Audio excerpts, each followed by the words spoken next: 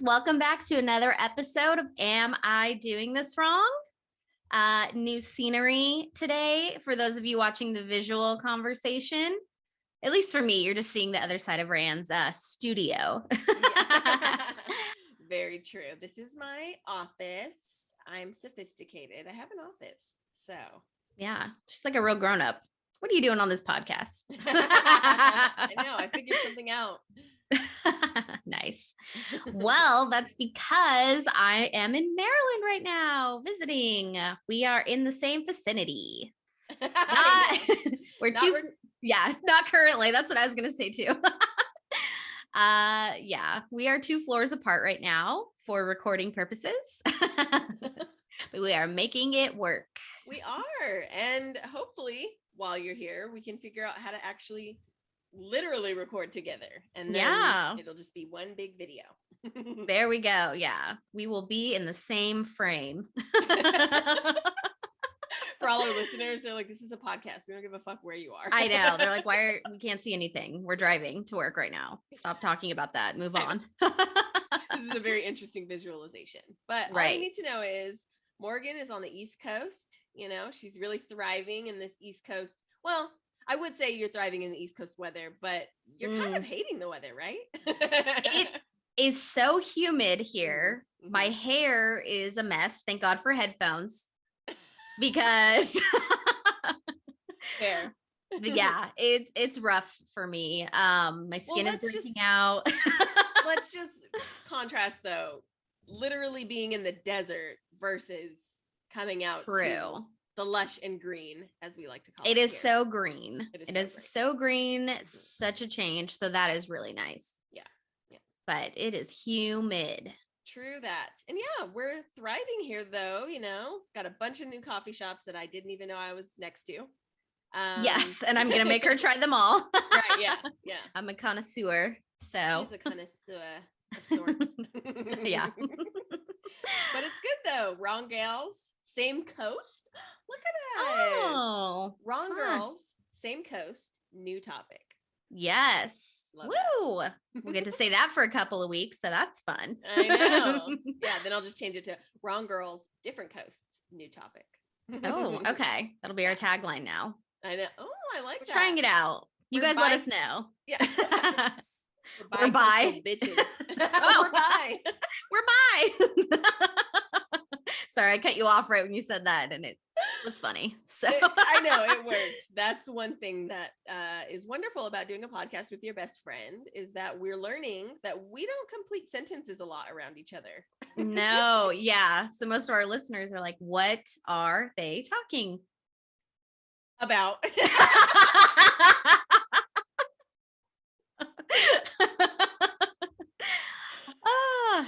Good job. Yeah. So it's been a good week. We'll say that. It's been a good week, and yeah, excited to dive into some new conversation. Just to let you all know, we are at no shortage of long conversations on and off the podcast. Let me tell you. Okay. Yeah. We have to stop ourselves from talking so that we can save it for the podcast. Right. Yes. Oh, that's so true. Yeah. Yeah. We started having a conversation about today's topic, and we had to shut up, which, if you can't tell, is hard for us. So, but we have our mics on and we are ready to record. And today's topic is chosen family. First thing I found when I Googled chosen family was a song, and it was good. I listened to it. It's called Chosen Family by Rina Sawayama and Elton John. So check it out. I meant to send it to Ryann, but I did not, but I will after this, so she can take a listen. But as far as the research goes, where does the term chosen family come from? Right. So I found this great article in Psychology Today called Finding Connection Through Chosen Family by Jeremy Noble. So it starts by saying that according to the Sage Encyclopedia of Marriage, Family, and Couples Counseling, chosen families are non-biological kinship bonds whether legally recognized or not, deliberately chosen for the purpose of mutual support and love.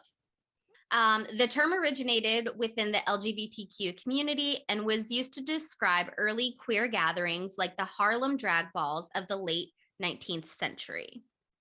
Okay. Yeah, I know. This was really interesting. I didn't know a lot of this. So it goes on to say that the circumstances surrounding the birth of the first, quote, chosen families, intense loneliness and isolation faced by those rejected by their biological kin continues today.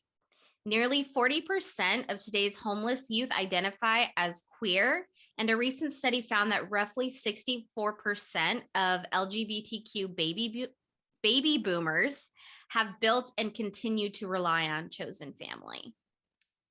Yes. Okay. So if I would have thought about it a little bit more, I definitely knew chosen family, to my understanding at least, came from drag culture, ball culture, definitely queer culture for sure, because of that feeling and reality of being rejected from their home families. Yeah. And so it's a beautiful thing. It came out of something ugly, unfortunately. But just like we know, most people, most communities will find a way to thrive no matter what. And this is just a wonderful example of that. So yes to chosen families. I'm so excited. Yeah, absolutely. So chosen families can form as a result of any person's experience with their biological family that leaves needs unmet. So friends who become your family of choice may provide you with a healthier family environment than the one in which you were raised, or their proximity may allow you to rely on them when your biological family isn't located nearby, which is true. Yeah. You know, moving to a new place can be scary. You're definitely looking for, you know, some kind of place of belonging. Right. You know, we're all looking for that sense of community. So it goes on to say that a chosen family can be part of a person's growing network and can help construct a wide foundation of support that continues to grow with time. Okay. Yeah, definitely. And I think the beautiful thing about it is it's really focused on autonomy, right? Like it's chosen. You get to choose. You have control over something in your life. And for a lot of people, I mean, first of all, nobody chooses their family. And for some people, that's okay. You know, they get along fine with their family, or they, you know, cope fine. Have wonderful coping mechanisms. But for others, it's just not a choice. You know, feeling silenced, feeling ridiculed, being the butt of the joke. All of those things start to fester after a while. And when you're younger and you don't have autonomy, you feel like maybe this is as good as it gets. And so I think the first time that I heard the term chosen family, I really understood for the first time what it meant to have people in your life that you choose to be there. It kind of explained friendship to me, because we've always talked about, especially in our friend group, like, yeah, we choose to be a part of each other's lives, right? You're the sister I chose. Jose is the gay twink that I chose. Sister you chose. Yeah, exactly. Jose is the sister I chose. You're the sister I chose. And that means something, because I do love my family. I have a lot of, you know, love and respect for them, but it's something different, and we'll get into it. So yeah. Samesies, by the way. I know. I chose her. She didn't choose me. Right. I'm stuck with her. No. Yeah. So the importance of chosen family in many of our lives is reflected in the kinds of policies that have been implemented in communities around the country. Again, this is still from the Psychology Today article. So it says last year, New York City began, and just like a side note, we'll have all of our links in the bio. So if you guys want to look at any of this research, because it didn't specify what year. So if you want to know what year the article was written, go check it out. Yeah. Anyway, and also not to forget our disclaimer, just because this is a term that's used colloquially, it doesn't mean that we're going to get everything right. Check the title of our podcast, but also we are not experts or doctors or psychologists or therapists. We are just two gals that go to therapy on occasion and, you know, want to talk about some things. So please use the notes wisely, you know, with a grain of salt, which is a throwback to last week's episode. Just a grain, please. Yeah. Not a whole liter of salt water. Yeah. But yes, just take it as it comes. With our research, we do try to do our due diligence, but there's always more to every topic that we talk about. So just want to throw that out there. Yes. Thank you. So last year, New York City began allowing workers to use paid time off to care for anyone they personally define as family, which I think is huge. And I did not know about, because to get time off for family, like I have worked in the healthcare industry. People would try and take time off to take care of certain people, and it wasn't allowed. Was it only, I don't know if you remember, but was it only for immediate family? Yeah, but like there were some plans where like you couldn't take care of your parents. Like if you needed time away, it had to be for like a spouse or a child only. Yeah. And that's just not the case. And some people aren't raised by their parents. So what if it's like an aunt or grandma, you know? Right. And family can be anything. Best friend. Yeah, exactly. I have a lot of aunts and uncles and brothers and sisters and cousins that aren't blood related, right, but just mean just as much to me, if not more than some. So yeah. Right. But most of these plans are looking for the paperwork. You know what I mean? They want that documentation saying some kind of relation versus, you know, where these people really fall in your life. Which is just a way for these insurance companies to get out of paying for anything that would actually cost them money. So just like pre-existing conditions, I found out recently with my dental plan that because my tooth had issues prior, i.e. a pre-existing condition, they won't cover it on my new insurance. So any way insurance companies can squeeze their way out of something while still taking money from you, they will. So yep. It's a racket. So anyway, so anyone they personally define as family, whether they're related by blood or affinity. So that's the quote from what New York City is doing, which, like we said, is really cool. Yeah. So in doing so, New York joined other major metropolises like Chicago, San Francisco, and St. Paul, as well as states like Arizona and Rhode Island in honoring non-biological kinship. Oh, that's wonderful. Sorry. That's wonderful. No, yeah, it is nice to know there are quite a few, or some places at least, that are doing it. So that was really interesting. So a little bit on the psychology of chosen family. This is from the same article, and it says, these groups of loved ones aren't always a tidy solution to the issue of conflict and trauma with our birth families. Which is true, at least in my experience. So those who find their chosen family of friends, lovers, and children while attempting to maintain contact with biological family often experience a sense of guilt for trying to sustain both. Wow. Which, yes, I have a lot of that guilt, like being torn. Yep. Yeah. I will say, just going through my own experiences, I could think of a lot of communities that this applies to. You know, I am an ASL interpreter, so I could think of a lot of people that I've met over the years that are deaf of hard of hearing and find their chosen family through a network of other shared experienced deaf people or people that grew up around the deaf community. So it definitely applies there, but also just in my own experience, you know, we were just talking about this. I'm a newly found, you know, proud queer person that like really wants to be out in a lot of different ways. And that means a lot of different things. And for me, over the years, I mean, we had chosen family within our own friend group, but also that's extending to more people now. And I have a lot of people in my life that I do cherish, and it just totally makes sense because now I understand why I did sometimes skip out on family events to go hang out with my friends. You know, it wasn't because I don't love my family. It wasn't because I didn't want to necessarily be around them, but the fact that I got to be my complete and whole self around the people that I chose in my life really said something, you know. And it doesn't mean that all of those people that were my quote unquote chosen family are still around. It just means that during those times, it really made a difference for me to feel completely at ease saying whatever I wanted without without judgment, but also because we did judge each other. We still judge each other. But I think it just comes from a place of love and full acceptance for the person I am. Yeah. Right. Full acceptance. That's a good way of putting it, right? We can all be judgmental. Right. But you don't always feel like you can be open and honest in those moments, right? Right.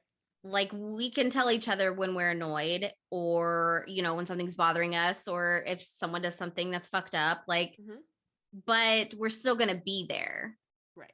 And so, yeah, in my case, I feel like there was a lot of judgment, but my family is close. And so there was a lot of guilt on my end as well, that I wasn't around, but I didn't want to be in a place where I didn't feel very accepted.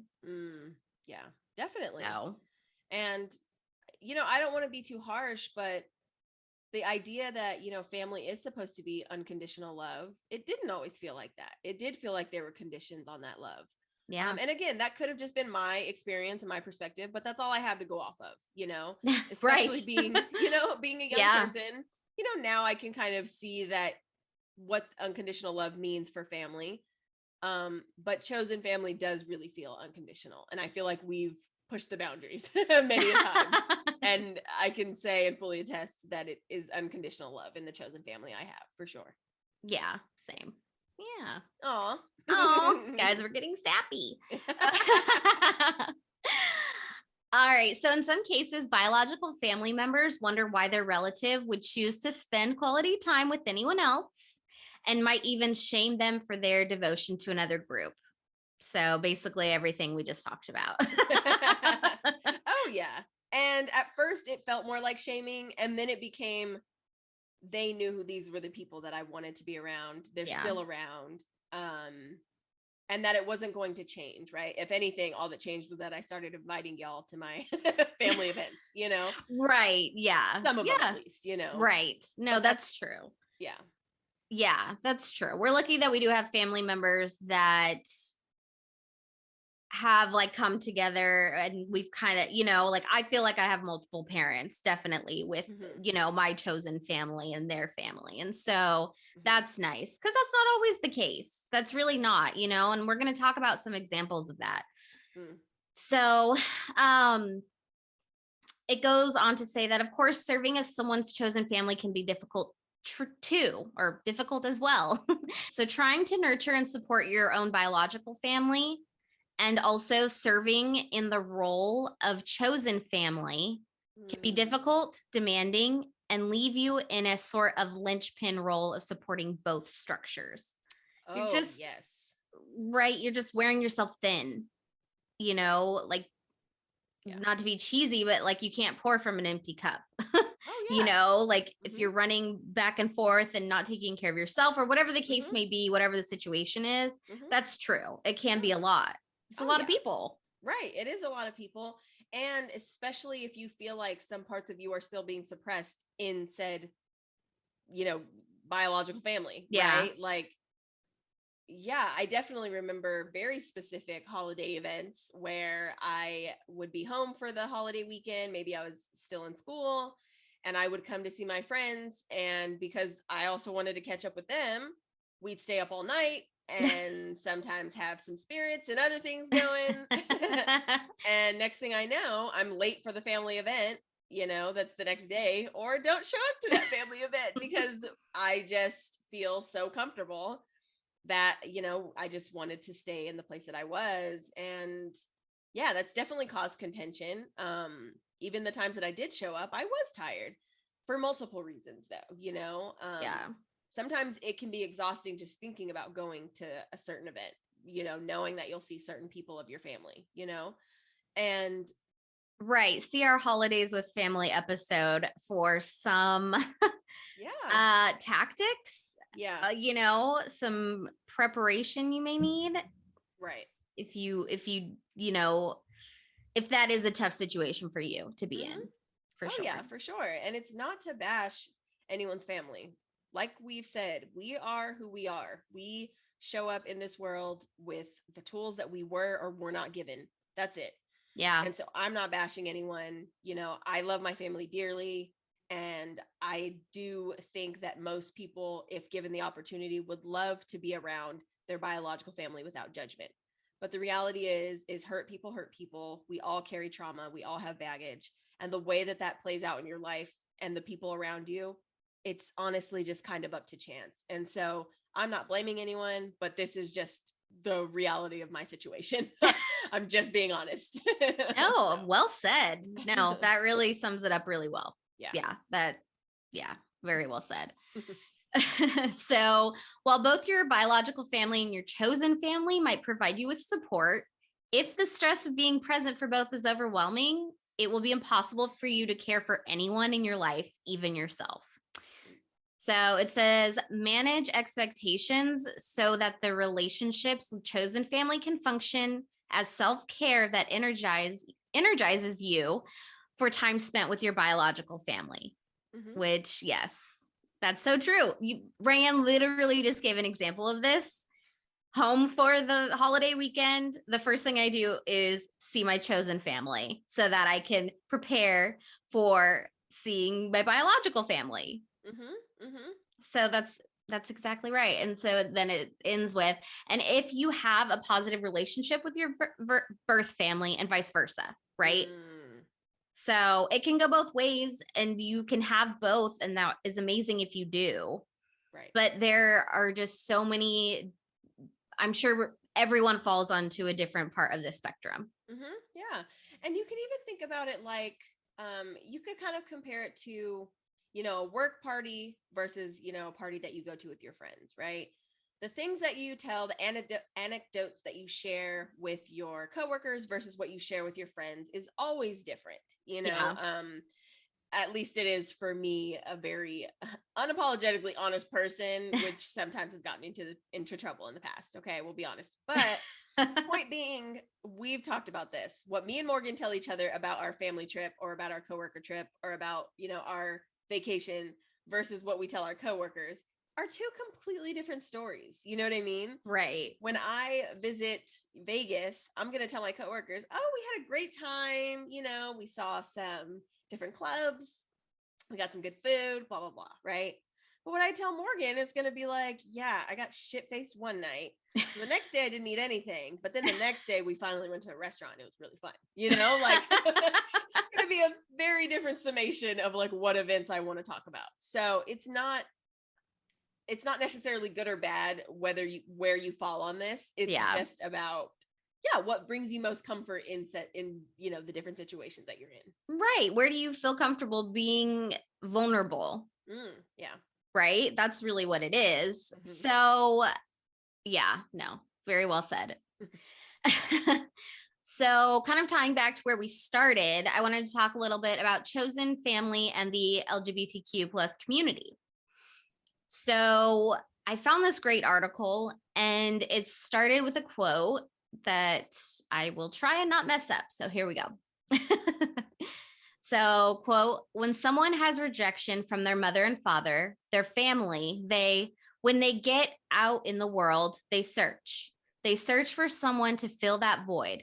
I know this from experience because I've had kids come to me and latch hold of me like I'm their mother or like I'm their father, because they can talk to me and I'm gay and they're gay. And that's where a lot of that boldness and the mother business comes in. Because their real parents give them such a hard way to go, they look up to me to fill that void. End quote. So that is from Pepper from the documentary Paris is Burning. Have you seen this documentary? So I've seen clips because that's a very iconic queer documentary for a lot of different reasons. Yep. But I should watch it in full because it's a really important documentary in general. But yeah. Right. You summed it up perfectly. So it's a documentary that came out in 1990 and it was really revolutionary. It highlighted the different houses, just tons of stuff in New York that was really not being shown in that light. Yes. And if you don't know what houses means, we're talking about ball culture, drag houses. So drag queens, again, queer culture started like the idea of chosen family and where that came from, where drag balls. So balls where basically like fashion shows / dance off / contest / pageants. I mean, it was just kind of all wrapped up into this beautiful like nightclub scene where basically people would show off different fashion, show off different body types, different categories.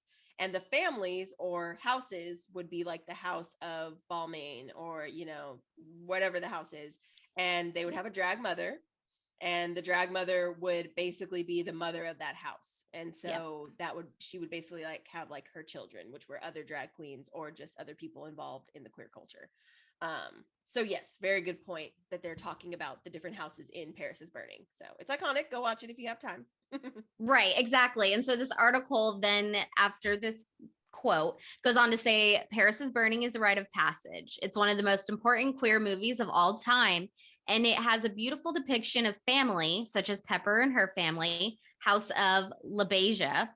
Even 30 years after its release, the documentary is real, relevant, and revolutionary when it comes to family and chosen family. For many queer youths, myself included, this is written by a queer author, myself included, watching Paris is Burning was an experience of deep affinity, sadness, and joy.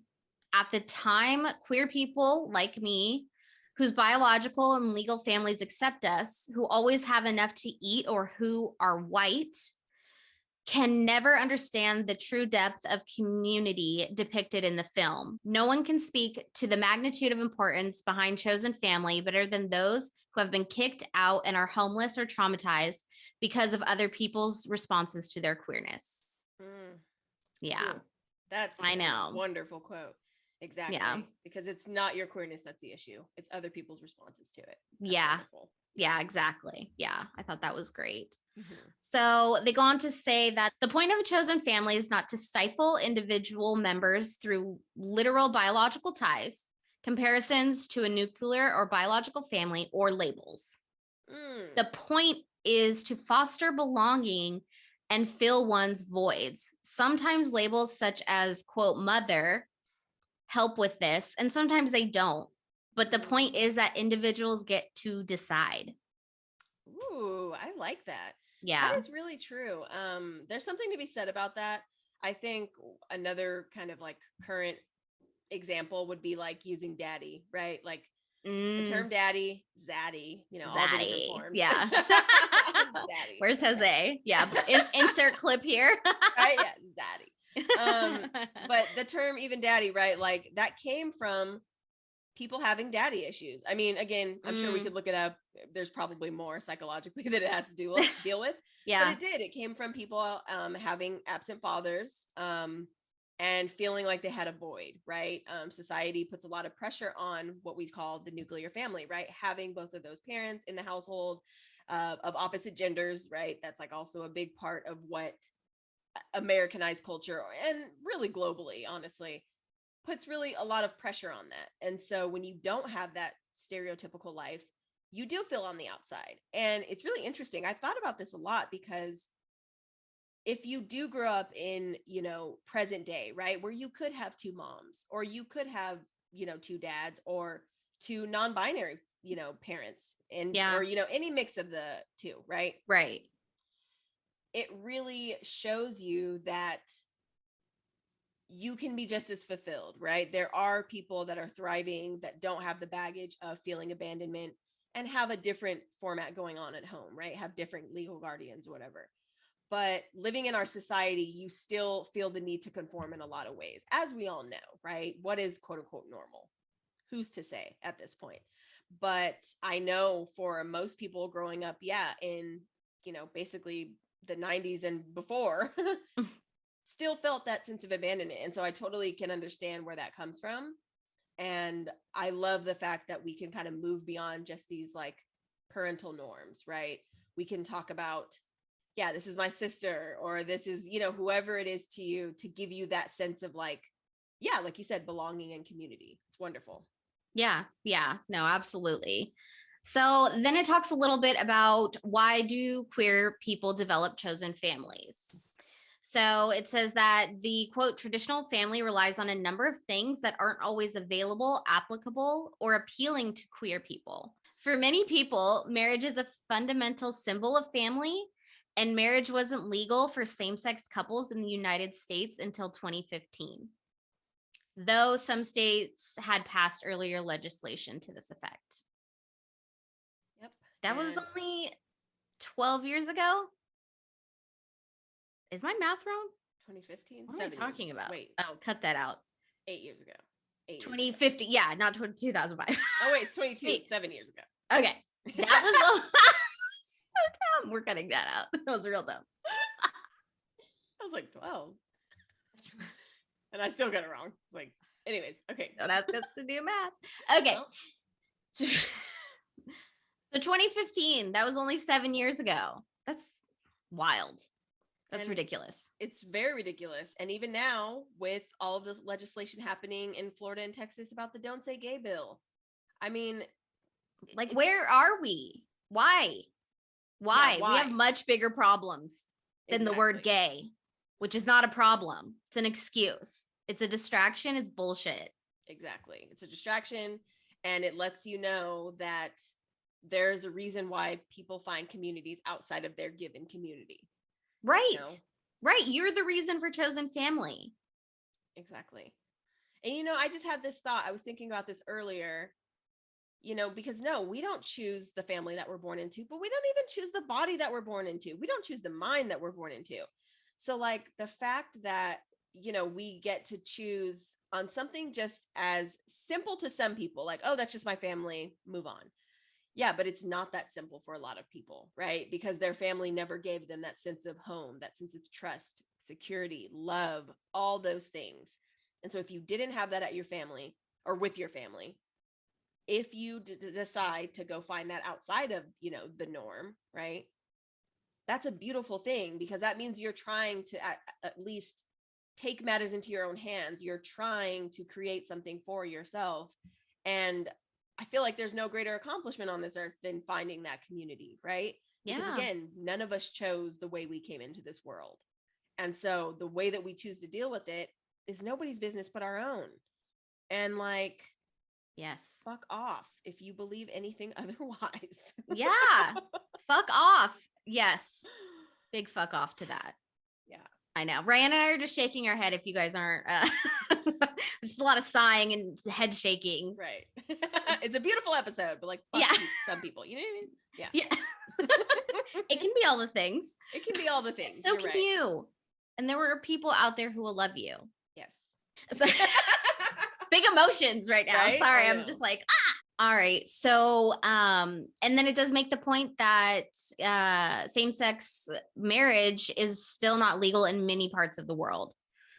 So, reproduction. So just still talking about the idea of, quote, traditional family. It says reproduction, another common tenet of traditional family, is complicated for almost all queer relationships, with many queer people either not interested in reproducing or not able to access the resources and technology that make it possible, which is very true.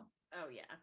I mean, look, I don't want to make everything go back to, the society that we live in, but it does. Like, these things are interconnected. Yeah. Having resources, being a rich queer person versus being a poor queer person, being a rich white person versus being a poor white person, like, it works across the spectrum. And a lot of times it's overlooked. And a resource can be something as simple as like a law allowing you versus a law not allowing you, right? Like, it's simple, but it has serious effects on people's lives. And I think that's something that I really like about the show. We're Here on HBO with the 3 drag queens from the US. And they go all around the country and talk to people from different states, but they have interviewed quite a few people from different countries that immigrated here and have a really, really rich history about what they came from. And I don't necessarily mean rich in meaning good. I mean, like, they just have a lot of experiences that we take for granted here, because it wasn't always that way in this country. Queer people were not always accepted, but we've come a long way, and that is still something to be prized. And it's not something to think that is just granted to everyone. And there are still a lot of people within the queer community, like trans people, namely, that do not have these rights granted as easily, because there is still a lot of stigma around anti-trans, transphobic laws and, bills that are currently and actively trying to suppress and oppress these people. So again, just something to really think about, that it's not just as simple as, if you're a woman, if you're a man, you can do this or you can't do that. There's so much more in there. There's so much more involved. So much more. Yeah. So true. Just agreeing with you, just nodding my head and agreeing. Like, yep. We weren't sure. Me and Morgan agree on kind of a lot. Right. Not everything, but a lot.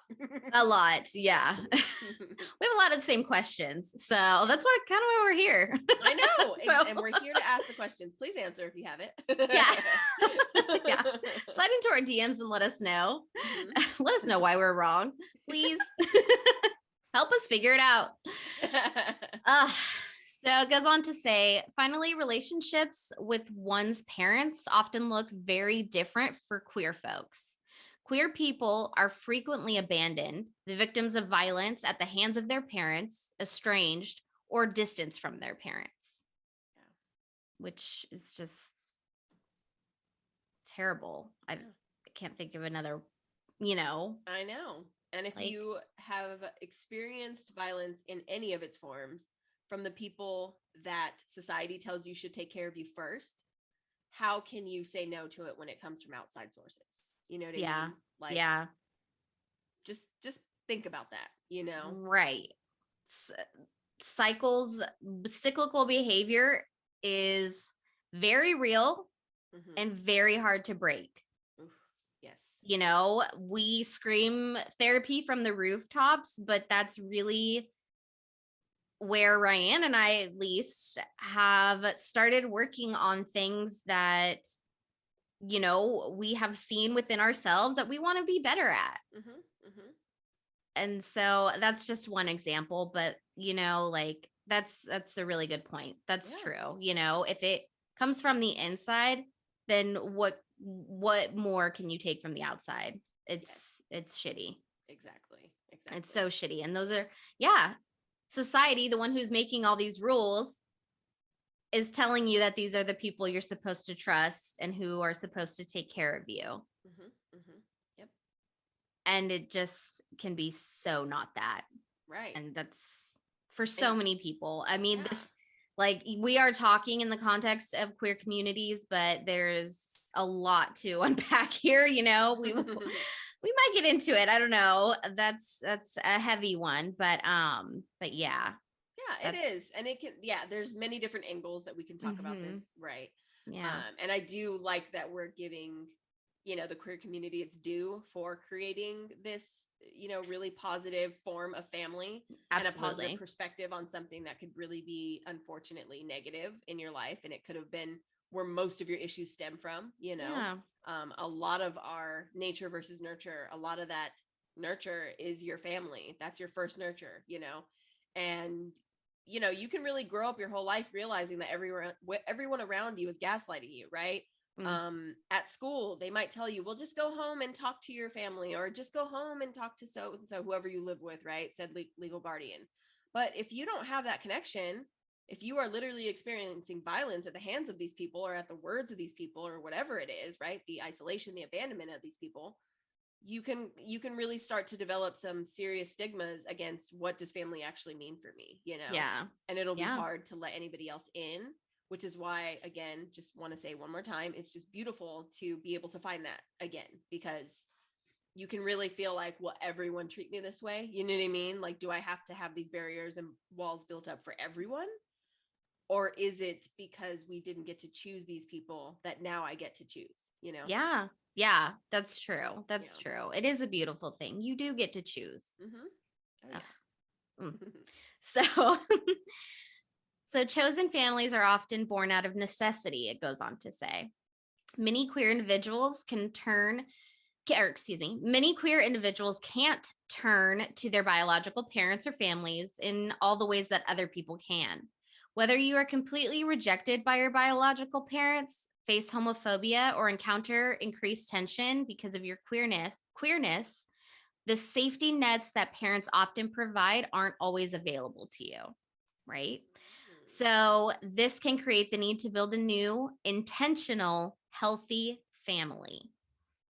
Intentional. Yeah. Exactly. With intent, right? The intent to maybe get all the things that you didn't get, or just get different things, right? Yeah. Like, I will say that I did not feel a sense of abandonment when I was younger. I didn't have that traumatic experience. There are other traumas that come into play with family or, whatever. Right. But that wasn't one of them for me. And I am very thankful of that. And I never forget that. When I meet people, I try to always remember the fact that my social skills come from very sociable parents. Yeah. My social skills come from very sociable, family in that way. Right. And I do have those skills. And as I see young people grow up, as I see people in my family's kids grow up, I realize that not everyone is given that opportunity. And it really does have an effect on the way that you interact with people in your adult life, right? I mean, interpersonal communication is so important. And that was something that I almost feel like I was given effortlessly. That's something that comes really effortlessly when I go on job interviews. I felt nervous for interviews because of the formalities of interviews, honestly. Yeah. Not really because I felt like I wasn't going to be able to get through to the other person. You know what I mean? Yeah. And obviously that can just be a difference of capabilities, but it was also something that I have seen for other people. I try to go out of my way to make it easier for people to talk to me and approach me, because I do know that sometimes the exterior is not what you're actually getting, and that can be for the better or worse. But I do try to give people that benefit of the doubt, because I know that that's something that was always cultivated in my household, Oh, yeah. That's a really good way of looking at it. That's really true. Yeah. And it's tough. I mean, don't get me wrong. I've definitely called people a bitch when I first meet them if they're acting like a bitch, but I try to give them the benefit of the doubt that you just never know, because that's just something that came so naturally to me and still does. I feel like that a lot of times when I meet people. And which is why it's so interesting that we always, our chosen family friend group, always tended to go to gay bars. Like, we were just always at gay bars, unless we got in free somewhere. Right. Yes. I.e. our Vegas nights. But other than that, we really always gravitated toward, queer culture. And, alcohol was usually involved, and that's a whole nother thing. But the fact that everybody was just so willing to have that conversation was so fun. Whether it was in the bathroom, in line for drinks, outside on the patio, like, there was always somebody that I feel like you could turn to and have just a wonderful conversation with, and then just kind of part ways. You never felt like, oh wow, we hit it off. It's like, you'll hit it off with anyone in here, because everyone's here to just like love and be in community and be be everyone's be themselves. Yep. Right. So it's always been something that's a part of our lives. You know what I mean? Yeah. 100%. Yeah. Well, good segue. So on that note, during the research, I actually found, I thought it was a New York Times article, but it's actually New York Times asking for pieces to feature in an article that they are writing for June. Pride Month is coming up. Nice. So if any of you listeners out there have a LGBTQ chosen family to brag about, we will put this link in the show notes. I thought this was really cool. New York Times may feature you. So it's got a few questions. It wants you to talk about how you found this family, if you're open to like photos, things like that. But they are doing this highlight during the month of June for Pride. So I thought that was pretty cool. So just want a little mention on that. Yeah, and that is cool. And I will say, there's something to be said about, corporatism. They do try to use the months, Black History Month, Women's History Month, International Indigenous Peoples, whatever it is, they will try to capitalize on that. But look here, there's no ethical consumption under capitalism. We all have to do what we have to do to pay our rent and get through. And so this is very similar to, I remember a while back, actually someone who we will feature on the podcast coming soon, stay tuned. Their significant other was asked, they're an artist, and they were asked to create some art for, I think it was like the Chase bank card or something like that, right? Oh. Yeah. And like, banks are not great. A lot of them actually have a lot of stocks in like private prisons and just a lot of like really deep shit. However, they still have a huge platform. And if you can give that platform to somebody else who does actually stand for something, and does stand for queer people, by all means, go for it. You know what I mean? And so that's what we are trying to create here, promoting, right. Things that we agree with. Yeah. Therapy, chosen family, people that we see in our community doing good work, and so use the New York Times to your advantage all you can. Right. Okay. Tell your story. Right. Exactly. Yeah. There's enough of the normalized heteronormative patriarchal bullshit out there. So put yours out there if you get the chance. Yes. Put your bullshit out there. Hey, here we are. In all our glory. Yeah. So, and then I did come across something kind of interesting. So let's talk about it a little. It's called the Unlonely Project. So, basically what they do, they're kind of like about us. So in response to the growing public health concern of social isolation and loneliness, the Foundation for Art and Healing launched Project Unlonely in 2016. The goal of this initiative is to broaden public awareness of the negative physical and mental health consequences of loneliness, which burdens a wide range of living conditions and circumstances. This national campaign raises awareness of the loneliness epidemic and empowers people and communities to connect with each other through the arts. Yeah, it was pretty cool. So they have some things going on. They do like a film festival. They have crisis resources for mental health, for military veterans, for underprivileged communities, for people of color, like a lot of different things. And then they have creative expression programs. So I mean, art and healing, like it's pretty, in the title. Right. Yeah. So the Foundation of Art and Healing actually was founded by Jeremy Noble, who was the author of our Psychology Today article. So look at me, I'm bringing it back. Yes, wonderful. Snaps for the segue. That was beautiful. Okay. Thank you. Yeah. So, and then a little bit about him. He founded, like I said, founded the Foundation for Arts and Healing in 2003. And then this Unlonely Project came around in 2016. So, the Foundation for Art and Healing was created to explore and champion the connection between creative modalities and health and well-being.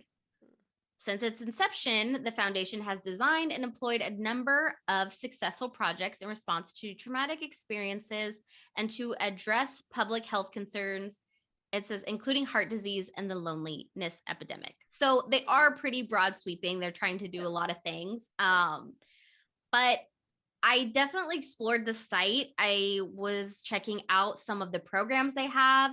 If you're like a creative, they have tons of cool stuff. They do like short film highlights, and they really are looking at a lot of different aspects. So if you have something you're passionate about, they actually have something for you. Like it was really interesting. But I mean, it's really just about bringing people together. Yeah. Exactly. Right. And if you are feeling like, I mean, they're calling it like a loneliness epidemic, which, right, like we are also connected through social media nowadays. And yet this like depression rates are so high, like the, COVID has just been like another level.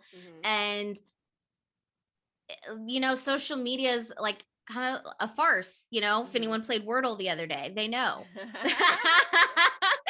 So, it makes people feel worse because it's so curated. It's not authentic, and so I just thought it was cool that there was something out there that was trying to bring people together and also in a creative way, like Ryann and I do this because this is a creative outlet for us just as much as it's us getting to talk to each other and talk to you guys and try and figure out these different things that are going on in the world and how to navigate and be a quote unquote adult.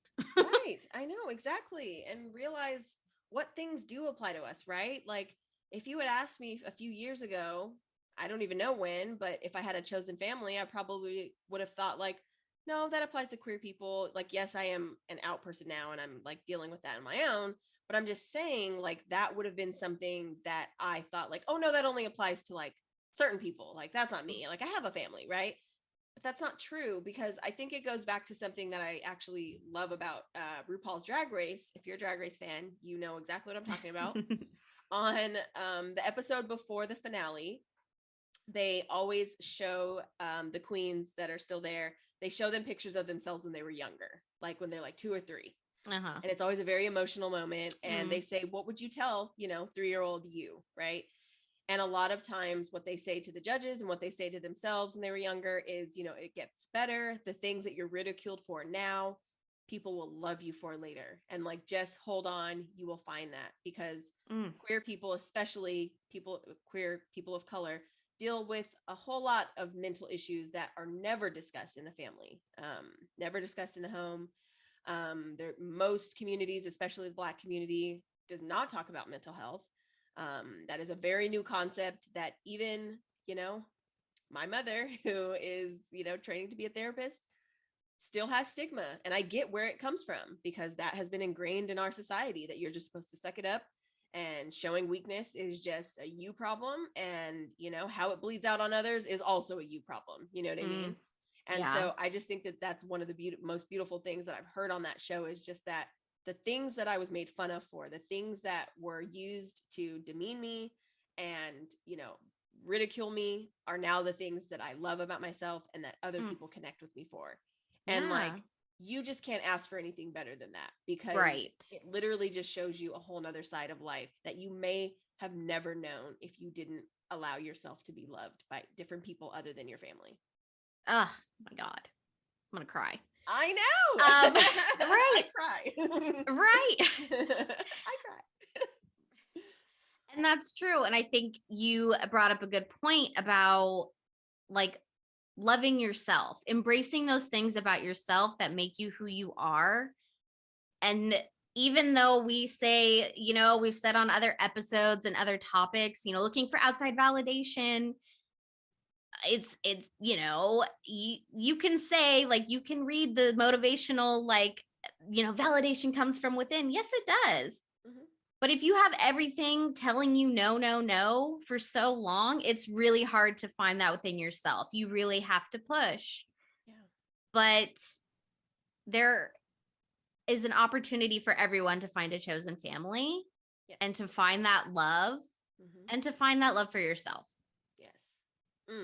Yes. Wonderfully put. Look at us. Boy. So we're like speechless, but also I know. So much to say. Right. But no, I was just going to add, like, this is something that really hits home for me and Morgan, because seriously, guys, like, if you haven't caught on by now, asking questions is a part of who we are as people. And I have been in so many rooms over the past years, growing up, in high school, in college, where I felt like I was asking too many questions. I felt like I was too curious. I felt like I was boring people. I felt like people thought that I thought too much into things. And this is just within, I'd say, maybe the last 5-ish years that I've actually felt comfortable in being that person. That's just who I am. I can't help it.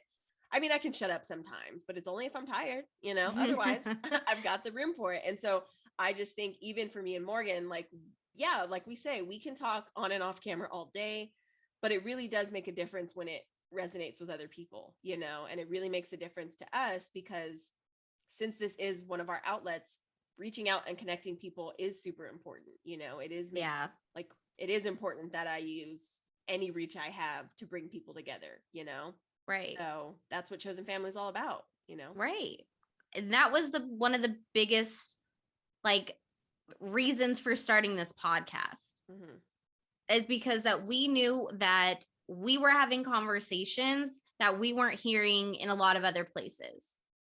And we had this sense of connection that we want to share with you guys. We want you to be part of this community, just, as much as we are. We want inside jokes with you guys too. You can finish our sentences. So come hang out. Yes, love that. But really, this was a big one. This was an interesting kind of a emotional topic, huh?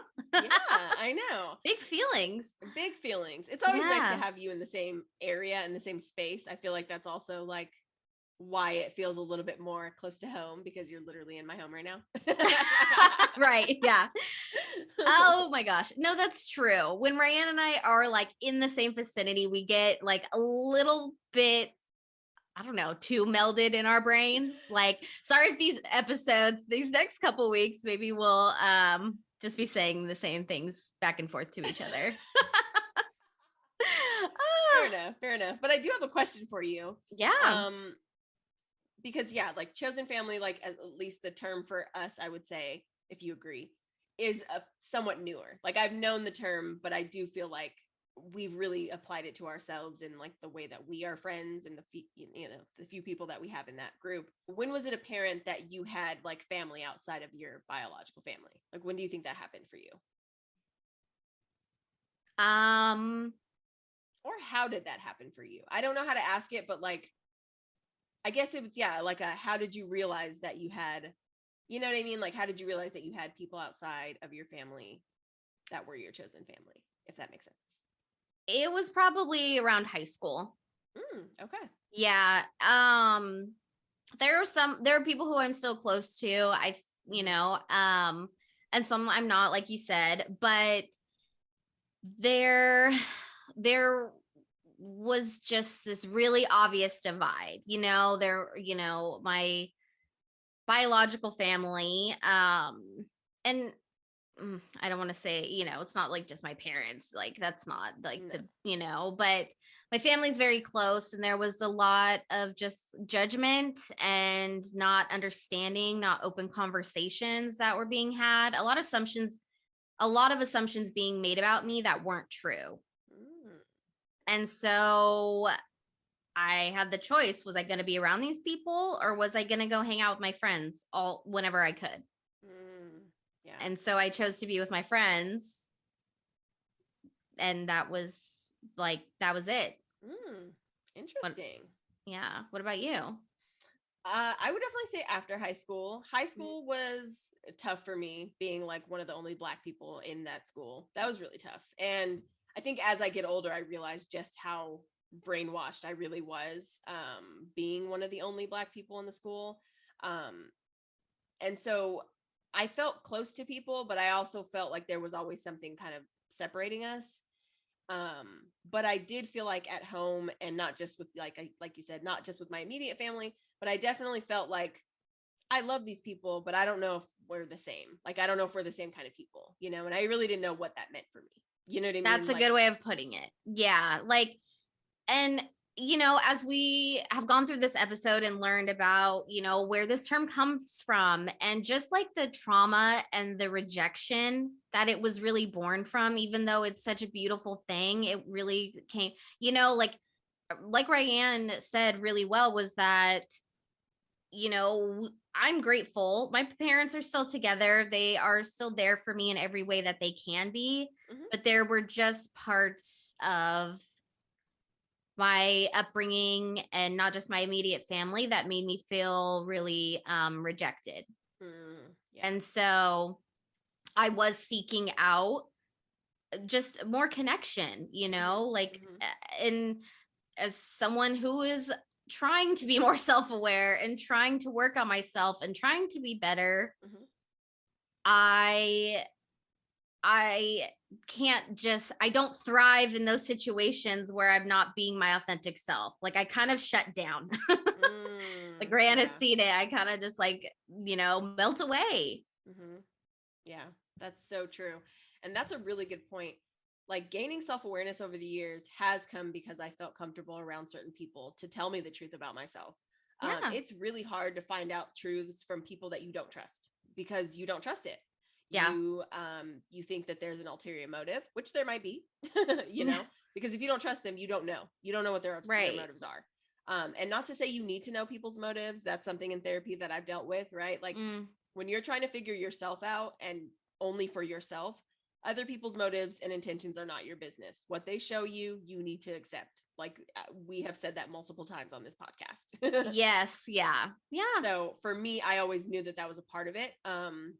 And also too, my parents were estranged at one point while I was in high school. So I was okay with the idea that like family could possibly separate. That idea was never lost on me because they didn't hate each other. You know, they weren't contentious. I didn't have that type of abuse in the house, but there were different ways, different parts of myself that, again, I didn't understand yet, but I knew I felt more comfortable around other types of people outside of my family. So that's really where the idea of chosen family came for me. Yeah. Well, now that you have heard a little or a lot about our experiences, little mini therapy session, I feel like I kind of, oh yeah, this is very cathartic. Yeah. I always want to use that word. That's the right using of the word, right? Yeah. Yeah. This was cathartic for sure. Yeah. Yes. An expression and an outlet of emotion. Yes. Yes. Yeah. Very good. We usually fuck up on grammar. So kudos to you. Kudos. I'm not going to say anything. I don't want to fuck it up. Right. Like move on to the next thing. Well, the next thing is the big question. Are we doing this wrong? Ooh. Do you want to go first? Sure. I mean, are chosen families wrong? No. I think they're super beneficial, at least in my experience. You know, I love the people that I have chosen to be in my life. I'm so grateful for them. And they are relationships that I know are, you know, like one in a million. I just feel like I knew I was gonna cry. I could feel it. Yeah. I just am so grateful because not everyone has found theirs yet. Mm-hmm. And I'm so lucky to have had mine, especially for how long I've had them. Yeah, exactly. I agree. And how I will have them forever. Yes, you will. Yeah, I think that was something that was super apparent in college. I think I've done it wrong by not valuing the people as much as I always should have, but that comes with self-awareness, like we've said. That comes with time. So I'm not beating myself up for it. But I do think at the beginning, I felt I was doing it wrong because I felt like I was betraying my family in a lot of ways. It really did feel like betrayal. I wasn't sure why, but it felt like I was doing something wrong. But now I know I wasn't. I was just figuring myself out. Yeah. But when I see people that don't have close family and they don't have those close chosen family and friends and just people to really support them, it gives me pause because I really have to remember how lucky I am. It wasn't hard to find y'all. You know, we luckily grew up in the same wild place. Not wild in like a Vegas wild, just wild in like the drive to Vegas wild. You know what I mean? Right. We can't wait to get out of there. Wild. Yeah, exactly. You know, so I was really thankful to find those people. But if you haven't, you know, for me, I am getting it right. I will cherish these people forever, like we've said. But keep looking, like keep searching, you know, don't stop just because you feel like you haven't found them yet. Because it might just take more self-awareness on your part, you know what I mean? But keep going. It's worth it in the end, for sure. Yeah. Those who are doing it wrong are the ones who are making chosen family something people have to choose. Does that make sense? Yeah, that's really true. The ones in your life that make you feel like you don't belong and that you feel like you're wrong are all the more reason to have a beautiful chosen family and to really dig deep and find those people that really just want the best for you, whatever that looks like, because it's going to be different for everyone. So Right. Because I think there's a lot of learning about yourself in the people that you bring into that chosen family. Yes. Yeah. Be selective. Yeah. It's okay to only have a few. Yeah. That's really all you need. Yeah, exactly. Well, this was a good one. No. Oh. Well, thank you guys so much for joining us. We are having a great time hanging out in person. IRL, us too. We have some very cool stuff coming up in the next month or two, so keep an eye out for that. We have a new episode coming out next week, as always, so don't forget to tune in. Check us out on YouTube for the visual conversation, ASL access provided when available. And don't forget to check us out on Instagram and Twitter. Come join the conversation. We are at Wrong the Podcast. And if you guys have any stories to share, maybe you don't want to give the New York Times, the benefit of your amazing chosen family story, send it to us. Share it with us. We love you and we want to hear it. And if you want it shared on the podcast, we'd be happy to do that too. And if you'd like to do that, you guys can reach out. We are at wrongthepodcast@gmail.com. Oh, and of course, don't forget to rate, review, and subscribe wherever you get your podcasts. Tell your friends, tell your chosen family. Yes, exactly. Let's make it one big chosen family community. That's beautiful. Yay. Yes. All right. Thank you guys so much. We'll see you next time. Bye.